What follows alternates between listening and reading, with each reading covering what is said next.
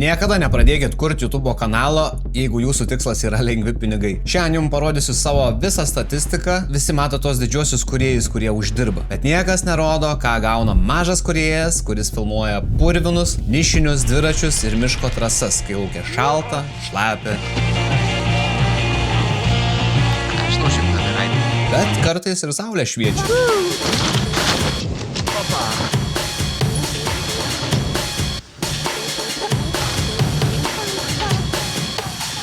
Tai yra mano 50-asis video iš eilės šiais metais ir parodysiu jums visą tą purvą, skaičius ir prarastas valandas, kurios slypi už tų 10 minučių, kurias matote ekrane. Viskas prasidėjo sausio 1-ąją, kai pusė Lietuvos dar bandė užsisakyti maisto į namus, aš tuo metu bėgau savo pirmąjį maratoną per šaltį ir vėją. Tai nebuvo tik bėgimas, tai mano asmeninis pažadas grįžti į YouTube. Pradedam. Be jokių pasiteisinimų. Kiekvieną savaitę po vieną video. Šiandien parodysiu, kiek uždirbau, tiksliau ar iš vis ką nors uždirbau per šį 50 savaičių maratoną. Ir papasakosiu, kodėl tai kainavo daugiau nei aš kada nors galėjau įsivaizduoti. Pasiruošk, nes tai nebus motyvacinė pasaka. Tai atvira išpažintis apie tai, kaip ši platforma bando palaužti ir kodėl vis dar nesustojau. Dauguma jūsų mato galutinį rezultatą, gražius kadrus, muziką, istoriją, bet leiskit man pasakoti, kaip atrodo mano savaitė. Tai nėra tiesiog pasiėmiau kamerą ir filmuoju. Kiekvienas video prasideda nuo idėjos, kuri kartais kankina kelias dienas. Turi sugalvoti ne tik apie ką bus video, bet ir kodėl kas nors turėtų apskritai jį žiūrėti. Tada ateina filmavimas. Šiandien sveikinuosi vėl. Žinau, kad nors išmokysiu tave. Varom.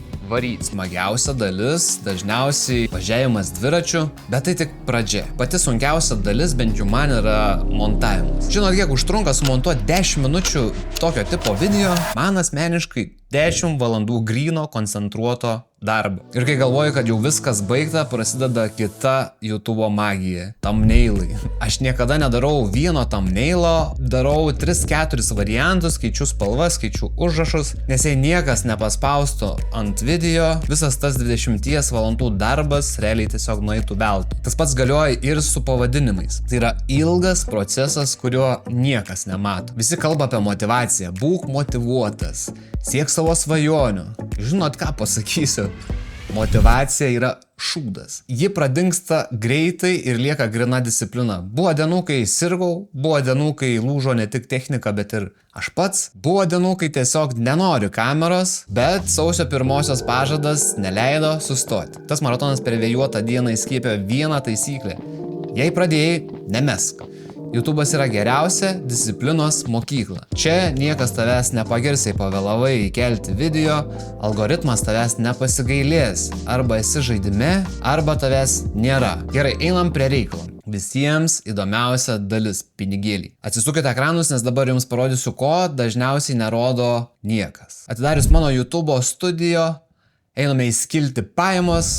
Matote šitą grafiką, jo, atrodo kaip mano kardiograma po labai stataus kalno. Monetizacijos reikalavimus pasiekiau nuo gegužės mėnesio ir šiai dienai daugiausiai uždirbęs video 100 km Vilniaus takas, tai yra 38,5 eurų, Wheelie pamoka 34,5 ir Skills parkas 3,3 Cam. Ir toliau bendra suma už visus šiuos metus iki 600 eurų. Pažiūrėkit gerai, ar matote naują gravelį. Na, galbūt užtektų ratams, jei raščiau gerą nuolaidą. Manau, tiesiog papildomai dirbti bet kokį darbą tikrai labiau apsimoka pinigų atžvilgių, bet jeigu visa tai taip blogai, tai kodėl aš vis dar čia, kodėl aš taip džiaugiuosi iš vis to 50-ojų video, labiau nei bet kokią algą. Todėl, kad tie skaičiai YouTube studijoje yra tik viena medalio pusė. Per šios 50 savaičių išmokau dalykų, kurių net negalvojau, kad galėčiau mokėti iš vis. Ir vis dar mokaus, kas yra tikrai smagu. Taip pat susipažinau su jumis, geriausia bendruomenė, kurią tik galima